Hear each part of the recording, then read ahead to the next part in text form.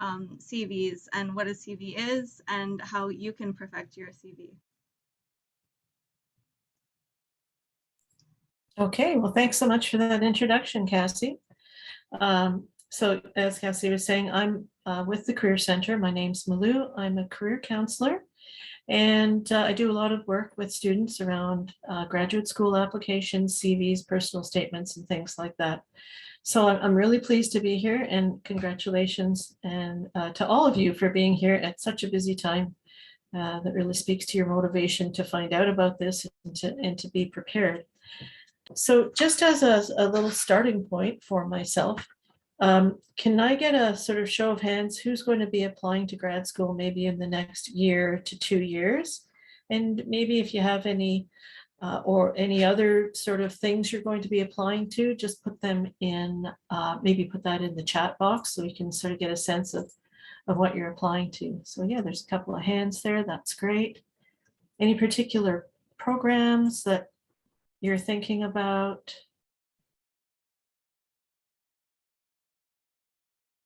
Okay, clinical, great. Western University for clinical path, okay. Cassie was telling me that there is an internship course in 4th year in forensics, in the forensics department, that many of you are interested potentially in, and that does ask for the application for that course for CV. Is that something that anybody here is going to also be applying for? Show of hands. No, we haven't not considered it yet. Okay. Well, just we'll get on with the workshop. I'm going to switch to my PowerPoints in just a second. But if there are any questions while I'm talking and while we're going through the workshop, please just put them in the chat box, and Cassie's going to interrupt me and read them out so that I can answer those questions in the moment.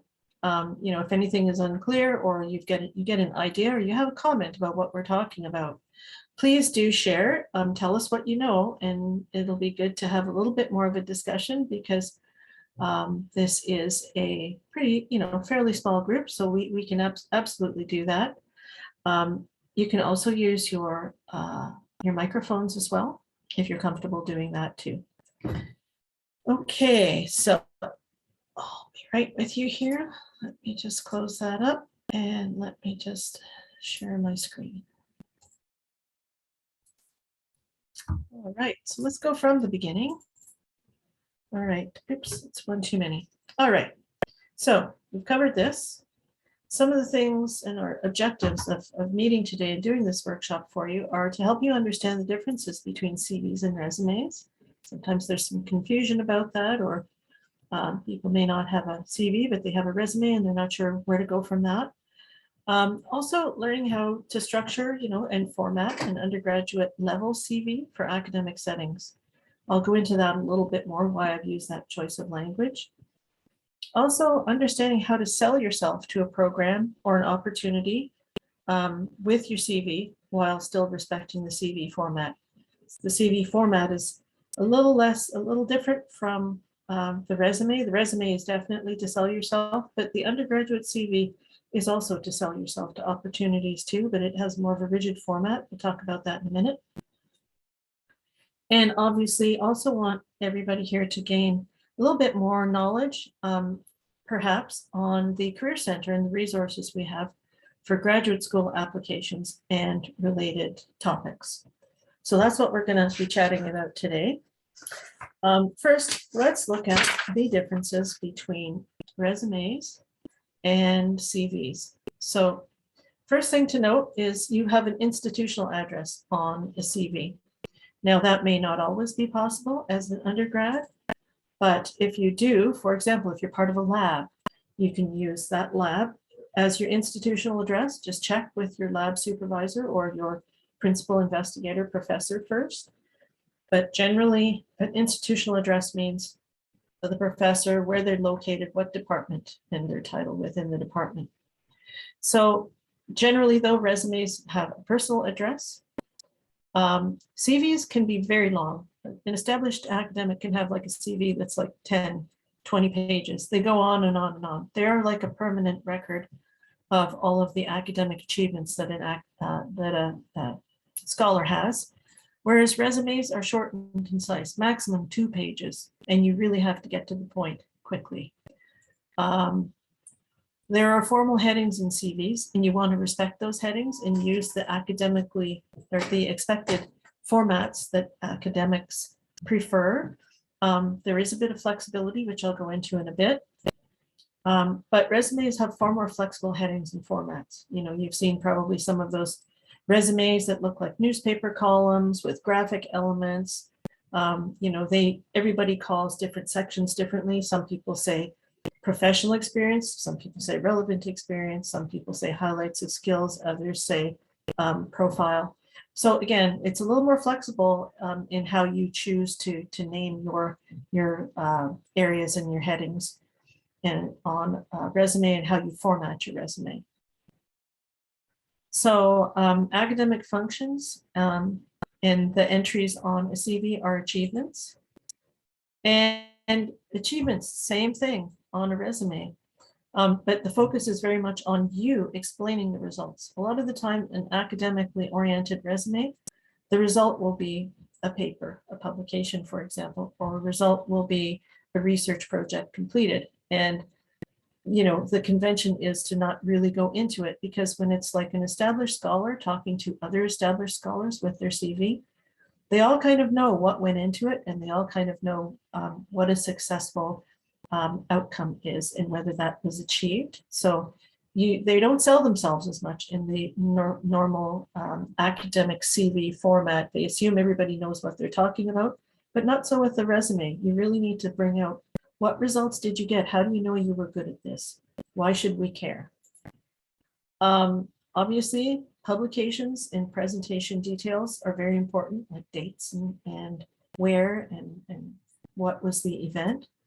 And here you can use the same thing on a resume, publications and presentations, but you're going to use it as evidence of a particular skill you're trying to get across, like evidence of the ability to do great public speaking and presentations, or the ability to do high quality research, or the ability to network and get your name out there and you know, kind of produce results around your research. So slight differences there. You're going to have all the details on your supervisors. Who's who in academic circles is really important, who you were supervised. Maybe even the you know, the people you worked with, your colleagues on particular projects, especially if they are like maybe graduate students, might be, again, important details. Whereas names aren't mentioned on a job seeker resume. They don't know these people, they don't care. Again, the academic bubble is a lot more closed, and people kind of know people who run in the same academic circles. Your references are listed on an academic CV. So you actually have the references, the relationship to that reference, their contact information right on the document. And that's not so for job seekers. In job seeking resumes, you give that separately at the time of the interview, at the conclusion of the interview generally. Again, it grows by the addition of entries, and you can have the same experience showing in multiple sections. So you can have a publication in one section where you mention the publication in the journal and all of that. And then you can have a presentation, and you can use the exact same title as the publication because you're using the same publication, but you're presenting a version of it, and so on and so forth. So things can occur in multiple places, and that's okay in a CV. Generally speaking, you have to tailor your resume to each industry and position. If you have a family of jobs and you know it's all sort of surrounding this particular skill set, and you know that it's fairly defined, then you can sort of do a tailored resume for that family of jobs. But generally, tailoring is a must for resumes, whereas that's not so much the case for an established scholar in their CV. But in terms of resumes, demonstrating the relevance of your experience to the position, is really, really important. Whereas in academia, there's that shared understanding of why it's relevant. So those are some kind of compare and contrast. Oh, there's one more there, but I can't read it because the bar there. Oh, a marketing document I got on my page here. And they're both marketing documents, especially when you're trying to get into a graduate program or an internship. You are competing to get in of many people for a few spots. So really, the way your CV will differ from an established scholar is that you're going to be marketing yourself a lot more, which means you're going to have elements of the resume in your CV in order to bring out why they should consider you. So we'll go into this a little bit more as we go. So Cassie, if you could put the sample CV in the chat box there. Cassie's just going to load this document. It's I put I've made this into 2 slides here, but this is just so you have a reference what an academic resume might look like. This is not for forensics or anything in that's very related, but it gives you a feel for formatting, where the dates go, kind of how fairly brief the descriptions are of, for example, the research pieces on here, and how research teaching experience and your educational credentials are kind of really important. They come up at the top. And underneath teaching experience, we have professional experience. In an academic sense, that can mean things like service to the department or the institution. It can mean doing something that's related, highly related, outside of academia. So this person has been a technologist in private and hospital laboratories, for example. You can use the same heading, professional experience, if you'd like, to describe your non-academic experience. So I'm going to go over this in more detail for what it would look like for an undergrad in a minute. So here we've got peer-reviewed, where did that happen here? Peer-reviewed publications, non-peer-reviewed, work in progress, presentations and papers, professional memberships and activities, again, very much focused on the department and on the area of expertise. So you can see it's very, very academic, and it's very kind of listy. They don't really go into a lot of detail. They kind of just sort of, everybody knows what this means when we've got this thing here called a publication, and that's what it's called, and that's where it was published, and that was the date, right? So not so though with our undergraduate. Our undergraduate CVs are a little different, but just to wrap up, CVs and resume have a lot in common. When they're successful, they absolutely have no typos or grammatical errors. They have a format that helps the eye. Like when you see a wall of text, like those last 2, let's see, this one here, it automatically makes you go, whoa, do I really have to read all that, right? I mean, even though you guys are very academically oriented and you eat walls of text for breakfast, it's still, when you're looking at it from a document where you're marketing yourself, it's better to leave a little more white space. I like this page better. It's easier on the eyes. So for CV, you can have more than 2 pages, so you can have some white space. So remember who's looking at this, and remember they are not as sharp-eyed and young as you. So have mercy on them with your font size and with easy on the eye fonts too. Professional language that reflects the area of interest that you are in. Oops, sorry. And also, this is key, knowing yourself well in order to showcase your skills and experience. So you should know all of the things you've done inside and out, both ones that are highly relevant and also things that aren't as relevant, but what those not so relevant things got you in terms of transferable skills. Because at this stage, when you're an undergrad, everything you've done is helpful. Everything has some relevance if you are creative and thinking outside of the box about how you can present that, even in an academic situation. And also, they are both, CVs and resumes, tailored to fit the program. this or the supervisor's interests and show how your skills and attributes are a fit for either the job or the opportunity. So they do have a lot in common. So any questions so far? Seeing anything come up, Cassie? No? Okay. All right. So let's look at undergraduate CVs. So obviously you're not going to have huge publication lists, right? And you're not going to necessarily have attended conferences or given papers at conferences. You might have some presentations, opportunities to talk about presentations. You might have some research projects that you've done and research experiences. So that's great, but you won't be able to follow the academic format to the T, because it won't do what you've done any justice. It won't help you because you just don't have the right amount, the sort of academic history to fill it up. So you're going to have to fill it up with something else. And I'll show you a little bit more about that in the future. As I was saying, you need a hybrid approach. So there's elements of resume and CV in the undergraduate CV. You always make the best of what you have. You never apologize for what you don't have, both in a resume and a CV. You never sort of draw attention to a lack of something.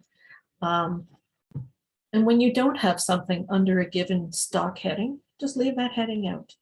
So you don't need to sort of, again, draw attention to things that you haven't done yet through no fault of your own by having a heading with nothing in it. Again, tailored. And one thing that a lot of people don't know is you can alter these sections in an undergraduate hybrid CV for best effect. So for example, you may want to take, if you only have like one, say, award or, kind of award or scholarship or achievement, you may want to demote it and promote something else. So you can move the order around. I'm going to suggest an order for certain purposes in a few minutes. But there is a bit of flexibility about how you present and when you present the sections. And the same thing that, you just shine a different light on experiences in multiple sections.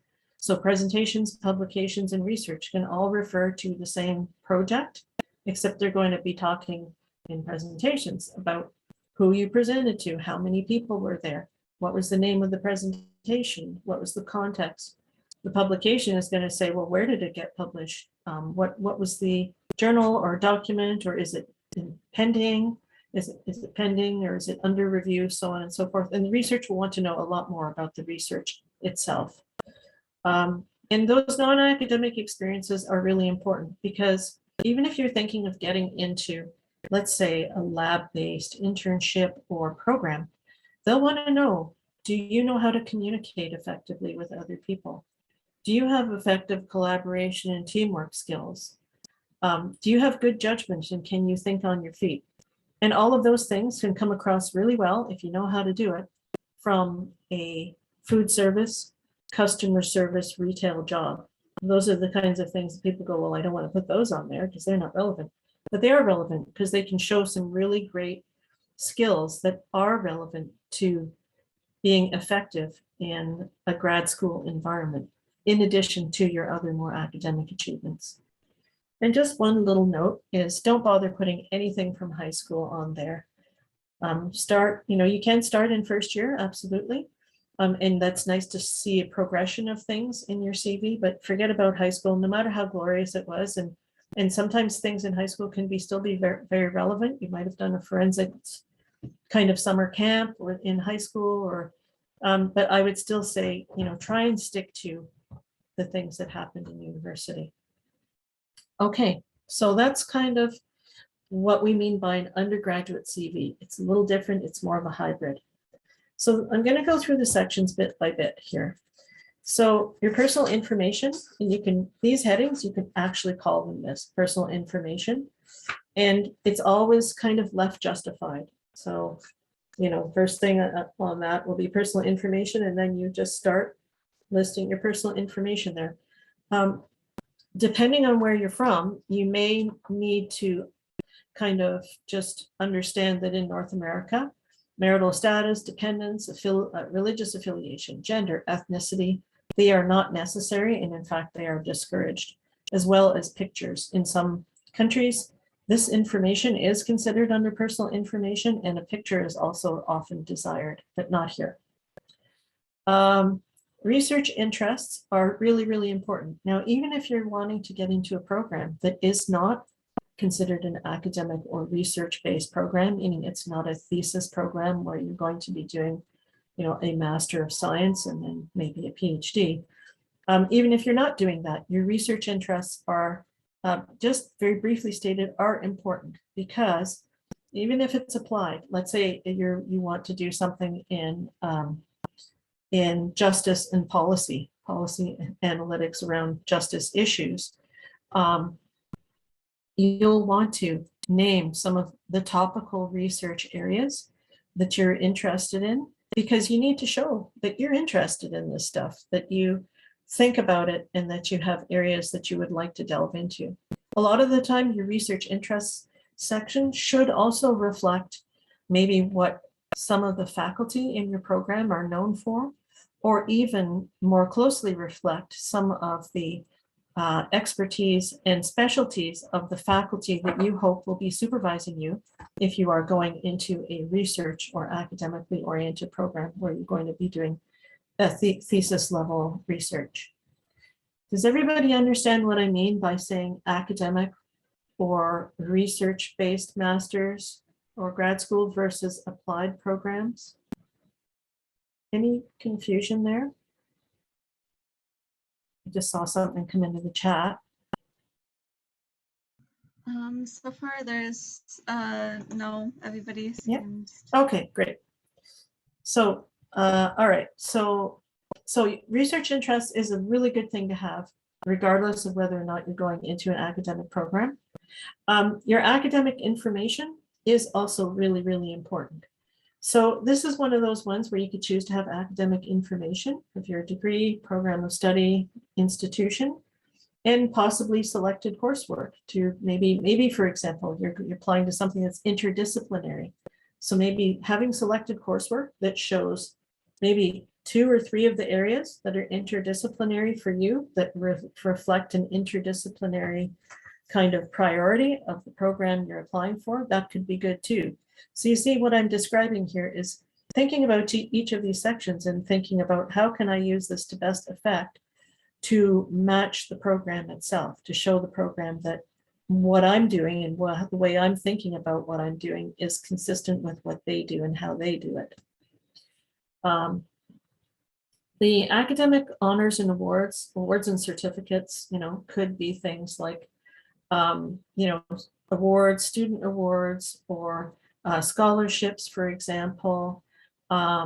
Scholarships are if you're going into a research-based program and you have gotten a scholarship that has a fairly substantial sum, it might be worth putting that in and having that a little bit higher up in the order, meaning in the order of headings, because they're very interested in knowing, are you good at getting money? Will you be bringing money into our department? Or have you applied for a grant or applied for a scholarship and got it? That's an indication that you're, again, a very early indication that you might be good at writing applications for money to do research or to do scholarship and getting it. So, but if you don't have any academic awards and honors, don't worry about it. Don't fret.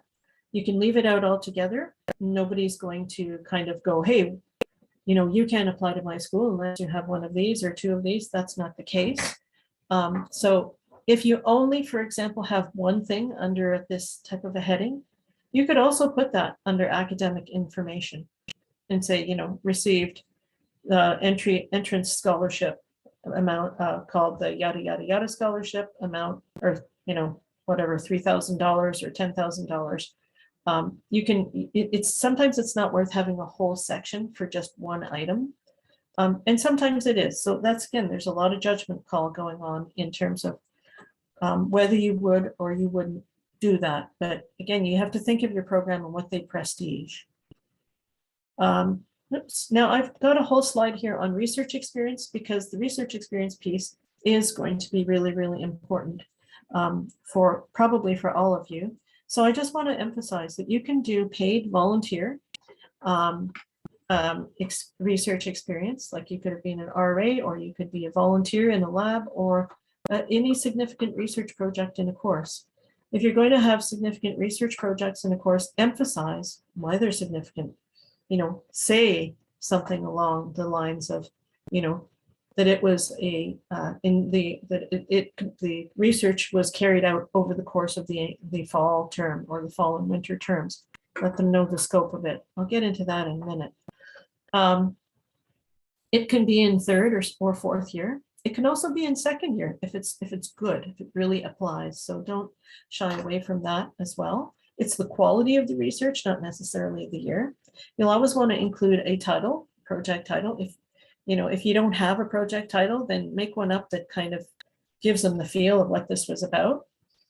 Supervisor's name and the lab, if it's associated with a lab. If it's associated with a course, then acknowledge that that's what the course was. If this is going outside of UTM, which maybe down the road it will be, you don't need to use the course code, but you could use something like, third year biological anthropology osteology course, right? So explain it so somebody who doesn't come from UTM and know our codes knows the year and the type of course it was that you did this research for. So you want to provide some specifics on your role and the tools and techniques you use. Why? Because to the extent that you were able to do the research process, in different bits and pieces of it, and use well-known tools that are relevant for the field you're interested in, they're relevant for the program, you're basically saying, I know how to do research and I know how to use the tools. And that's very important, because what they're trying to figure out is, if we let this person into our program or for this opportunity, will they be able to, as they say, hit the ground running? Will they be able to run with the project, or will we have to be showing them the basics of how to use equipment and what, research is about? Obviously, they look for people who have some experience and who can speak about, the roles and the skills they used in research. You'll also want to say something in each of your entries about the results, not about the scientific results, because that can take a long time to explain, but about how it went. Was it on time? Was it on budget? Did it resolve some persistent problems with the research or with a research protocol that wasn't working? Did a grad student maybe take an interest in the question or your results and run with it? Do you have a publication potential happening, being investigated or being applied for right now? Did you get a good mark? Did you do a really fantastic, successful presentation with this really strong Q&A afterwards? So again, say something about the results, not about what it achieved scientifically, unless it's a well-known conundrum and now you've Shazam solved it. Of course, you want to brag about that. Think about IRPs, ROPs, research-related internships, 300, 400 level coursework, work study positions, and volunteer and paid work experiences that have research resonance to them. Even, for example, if you did an internship for a not-for-profit and you did research on best practices for not-for-profit management, and that doesn't have anything to do with biological anthropology, put it in. Why? Because it shows that you can apply a research mindset in different areas, and that you can be flexible and produce results in different ways. So research experience is going to be a big one, and kind of, again, that might be fairly high up in your list. Maybe research interests, research experience, perhaps, after academic information. I put academic information first, and then the two research bits. Teaching experience, also very useful as well, because even if the opportunity you're going for does not have teaching in it, the fact that you did teaching or an FSG role or marking or invigilating, for example, means that you know how to work with people, that you have good judgment, and that you know how to be in a leadership role, even if it's peer leadership, and that you are highly, let's just say, You have to have a certain level of professionalism. So all those transferable skills are really useful, even if you're not going for an academic program or a research-oriented grad school where they're going to have you doing a TA position for funding, for example. So teaching experience can show a lot of great things about you transferable skills-wise. So do put them in, include the course code and level, name of the supervisor. Oops, why does it keep doing that? Class size, an overview of the tasks you performed, and also feedback on your effectiveness. Like if you got evals as an FSG leader, what are those evals saying? What is the satisfaction approval levels, and so on and so forth. This is where this undergraduate CV crosses over with resume, because you want to really show your results. You want to show them, yeah, you know how to do this and you do it well, rather than just, yeah, checking boxes. Yep, they know how to do this. So this is how you stand out, that how, in a crowded field, so to speak, by showing them the results you get. So obviously not a lot of undergrads have publications, but you have major reports. You might have a senior thesis or an independent research project, or even for a class, you might have done a significant literature review.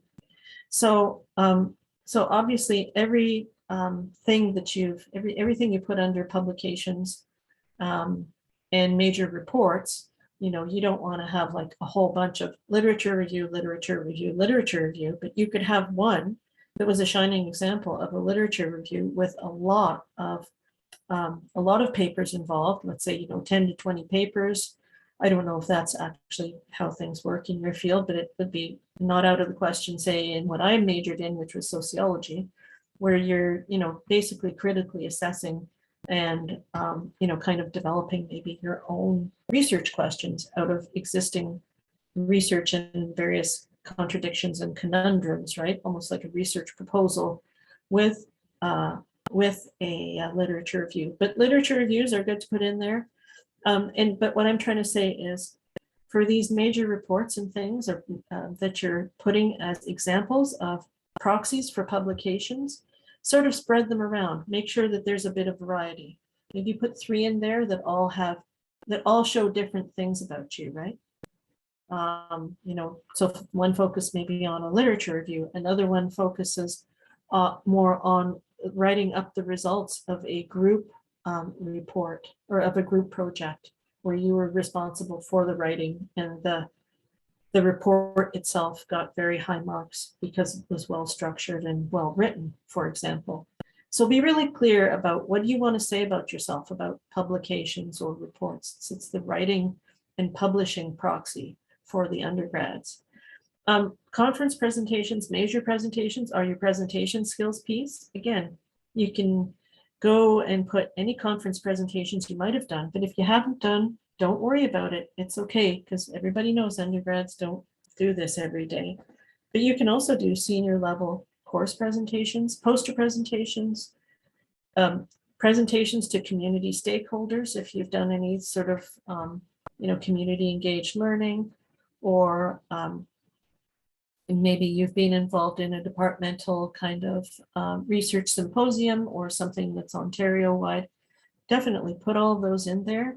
So, list the title, the city, the event, the university it was held at, the date, and always make your, when you're putting all of these where, when, and for whom type things, always sort of have them in a consistent format in all of your sections. So that's really important, that consistent format. If you've attended conferences, great. And maybe you haven't as an undergrad, but that's pretty typical not to have. But you can think about symposia, enrichment seminars, anything outside of your regular lecture that might have been related to what you're doing. So, for example, a forensic society, crime scene investigation career panel. Put that on there, because what this conferences attended thing means is, do you go above and beyond just sitting in your classroom doing what's required of you to learn more about the field, and are you engaged by going outside and learning more and kind of starting to join the community, so to speak? And speaking of joining the community, you know, any memberships in, this is associations, affiliations, and memberships, any memberships in clubs, academic associations, and also professional associations. Think about, you know, while you're still a student, can you become a member of a professional association to give yourself, again, connect with the community that you hope to join in your future career. You know, you can learn a lot of things and do a lot of great networking that way too. And the cost is much less when you're still a student if they offer a student membership. Also include your title if you were part of a you know, a member or the executive organization name, and a brief description of what you did and what you achieved in those roles. And professional experience, again, this is more like what you would see on a resume for, you know, brief work experiences. And again, if there's any resonances for research, data analysis, teaching, presenting, project management from any of these things, put them in. If there isn't, very much focus on transferable soft skills like communication, interpersonal, collaboration, and teamwork, because those are all needed in academic environments too. On-campus community involvement, volunteer experience. This is sort of like service to the institution. So again, maybe you're not going to put that you were VP of communications for a student society, but maybe you're going to say, you know, have a nice list here of like that you participated in putting on Frosh Week or Let's Talk About Science and so on and so forth. Again, it shows that you want to bring what you have out into the community. Relevant skills will come out throughout your whole CV, but relevant skills can also be ways to just give a new kind of a new quick list of things like your hard skills, lab skills, software skills, fieldwork skills. Make sure there's skills and techniques, not just oops, that you've done fieldwork. Darn. Oh dear, I lost my place here. Sorry, let me just go back here. My mouse is just, when it's rolling my slides too. Okay, sorry, let me go back here. Yeah, so think about relevant skills as your hard skills, your technical skills for your field. You can also put your languages down and sort of get credit for them. This is more popular in humanities and social science based. But if you have them, why not put them in there? And as well, your references. 2 or 3 is good. And you know, you can also have a non-academic reference in there as well. But I would say mostly these 2 should be academic references. And right now you should be working on cultivating relationships with some of your professors so that down the road, you can get that position in their lab, or you can be a TA for them and you can get that reference because they will know your work and they'll be moving on to that sort of almost mentorship kind of relationship with you. So let's look at some sections here and see what's wrong here. So here's one for research experience. So conducted independent research on blood spatter patterns. And full disclosure here, I don't know that much about forensics. So if I say anything ridiculous in my examples, you just have to cut me some slack, okay? All right, and received a grade of A on major paper. So what's wrong with this? Any thoughts on how to improve this as a kind of entry for research experience? If anybody wants to come on microphone, you can. If not, Cassie, can you read out anything that's coming in the chat? Nothing. So far, nothing. I'll just give people a minute or so to answer if they have Okay. anything. Well, I don't. Sarah said to remove the large gap in between the 2 bits of information. That is very, very true. So I'm going to fill it for you instead, okay? So we could put that. I totally agree with you, Sarah. You could put here who supervised it. So there is no supervision. So let's just say Dr. Tracy Rogers. There is no context. The upper year forensics internship course. Yay, they did this. Okay, then we, you know, that's a great thing all in of itself. But how did you do this research? So performed extensive literature review, critically assessing over 20 papers and generated novel research question. So achievement and how you did things. And then also result, literature review was utilized in PhD candidates' doctoral research.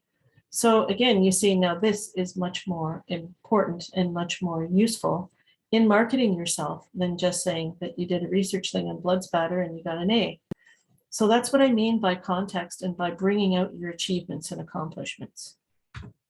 So teaching experience. So what's wrong here? Facilitated study group leader and FSC 239 and Anthropology 101. What's wrong here? How could it be improved?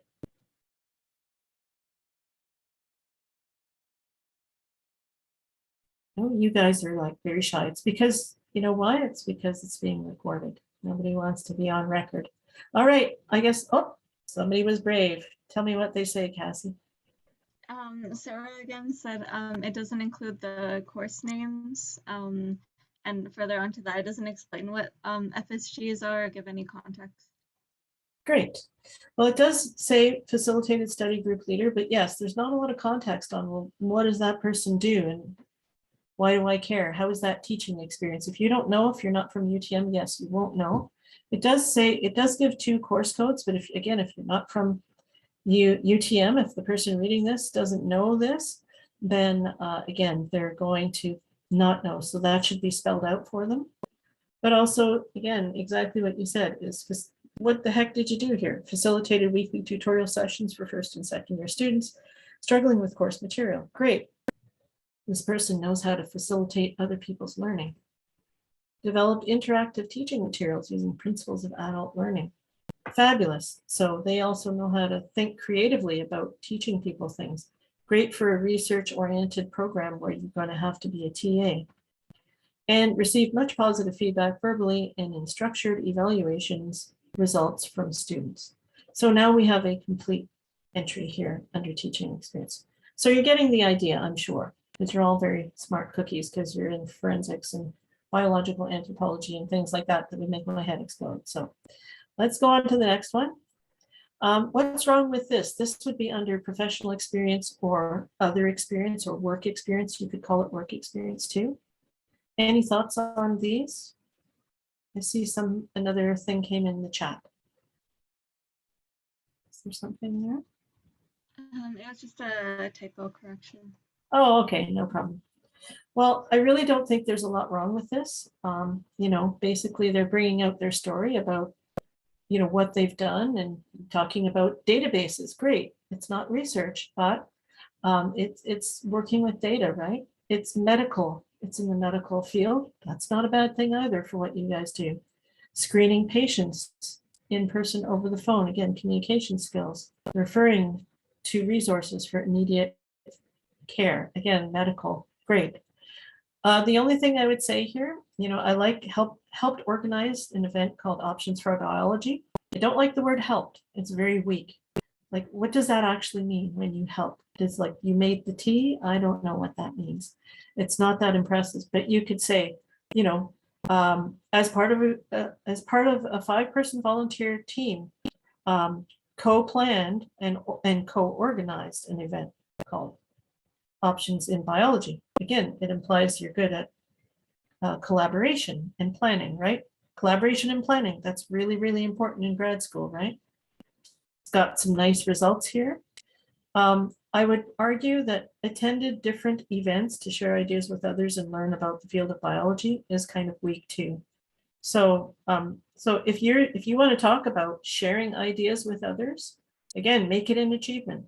Did you brainstorm ideas? Did you bring papers of interest to various meetings and did you discuss them in small groups? Be more specific and make it an achievement. So attending and helping, again, kind of weak. Make more out of them or take them out. All right, this is how we do it. Accomplishment-based statements. You want to say the scope of your responsibilities. You can use numbers and percentages for significance. So what was it? Whom was it for? What was the significance? And how many people attended? What was a bit about the challenge there, right? Or was it under tight deadlines? Was it for a huge number of people? And so on and so forth. How you perform the task to demonstrate your skills. What were the skills you used, right? So use precise language to, again, pin down those skills, make them relevant to the reader. And when you're talking, especially about things like research, put it in chronological order. Talk about the literature review. Talk about gathering data or operationalizing variables. Talk about organizing the data and the information in a specific database. Talk about the analysis using specific quantitative or qualitative tools. Talk about the write-up. Talk about the presentation. Show it in order so they know that you know first things first. Then we go through these steps so that you understand the research process. Think about results. If accomplishment-based statements like this are the same for resumes and CVs.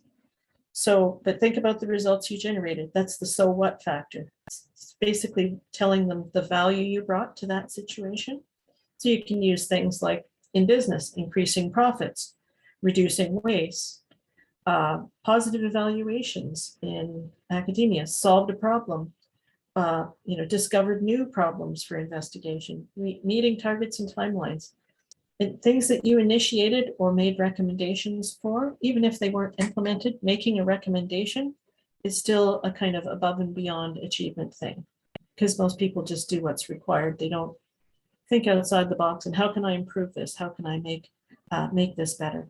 So we have this lovely template for you. If you could put the accomplishment-based statements and the T-chart thing in the chat, Cassie, that would be helpful. But here's an example. So what you did using past tense action verb presented, quantification and scope and context. So what was it? So presented research findings and conducted poster presentations for diverse audiences of up to 150. So again, numbers help in saying for whom and what was the significance. And results and outcomes, received highly positive feedback from organizers and subsequent results to present at a student club.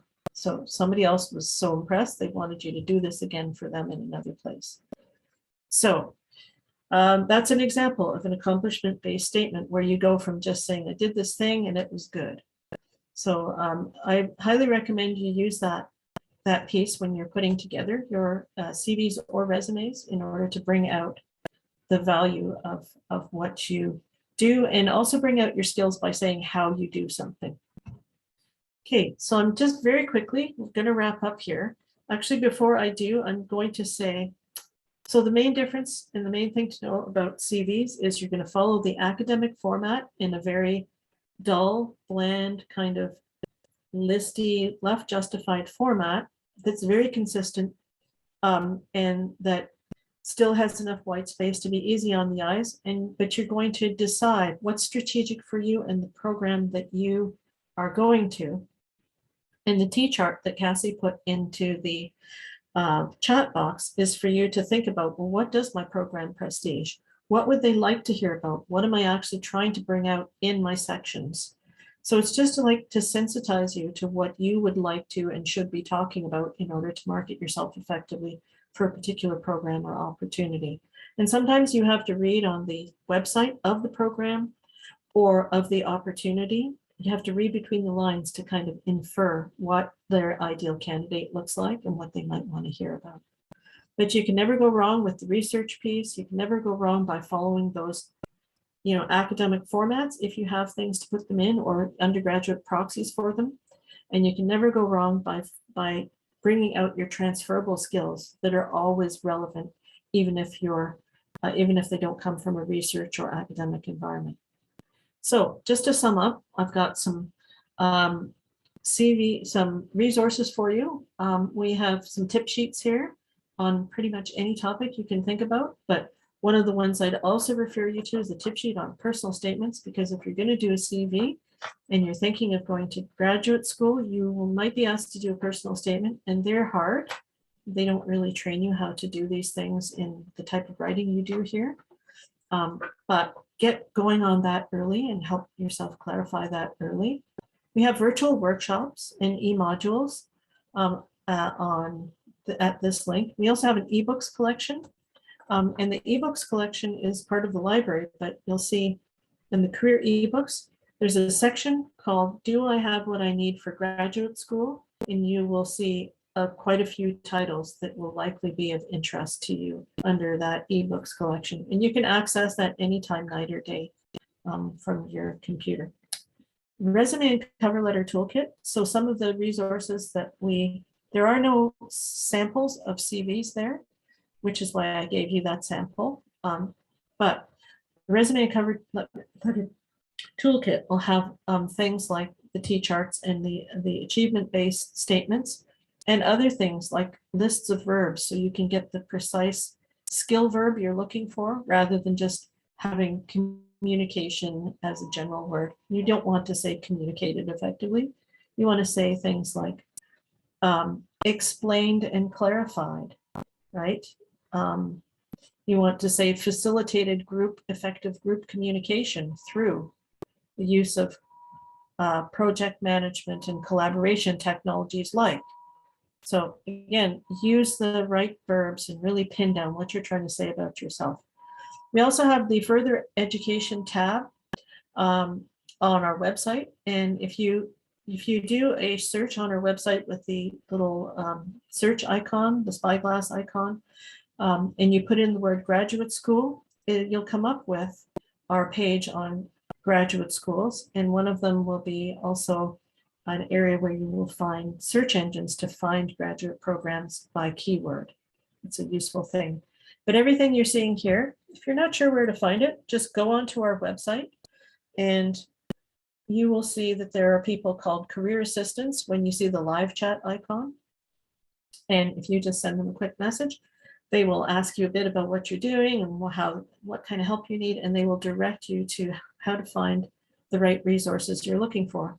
Because our website you used to be able to navigate to it intuitively, although you'd have to go like 5 or 6 or 7 or 8 steps down. Now they've flattened it, and you can't really find anything unless you look it up with the search bar icon, or if you go to the A to Z index under the hamburger menu. So just a word to the wise, if you don't see what you're looking for, use live chat or use the search bar. So you'll be able to see these two in the recorded workshop. And I'll also send them to Cassie as just a sheet of links like this, and maybe you can email it to everybody. I don't know if that's a possibility too. Yeah, so I'll make sure you guys get this as well. I just want to also let you know that we do virtual for now, but maybe later in-person career counseling. What that means is helping you figure out, is this the time to go to grad school? What kind of further ed options do you want to look into? What kind of career goals are you interested in? What's the best approach in terms of, do I need further education, or which programs might be the best fit for me? Also, plan B and plan C, because you may be thinking of going into further ed, but not everybody gets in their first try. And sometimes people are like, I'm done. I'm not going to go into grad school right now because I need a year to recover from the last 4 or 5 years. And that's fine. How to plan your gap year to make your application, when you do apply it, as strong as it can possibly be, and how to build your career once you're out of UTM.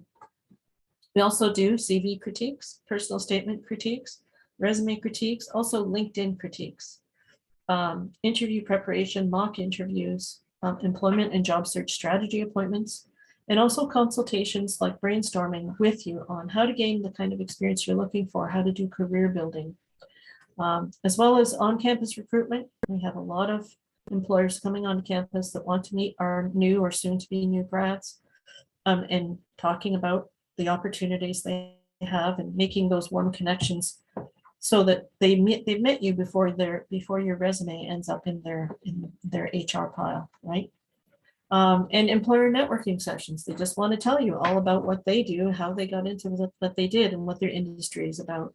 These are really informative and important resources and things to really pay attention to, because once you're out of here, you can still join us and you can still do all these things for 2 years, but it's really good to sort of start little by little working on this while you're still studying here, because it's more effective that way. You get more traction faster.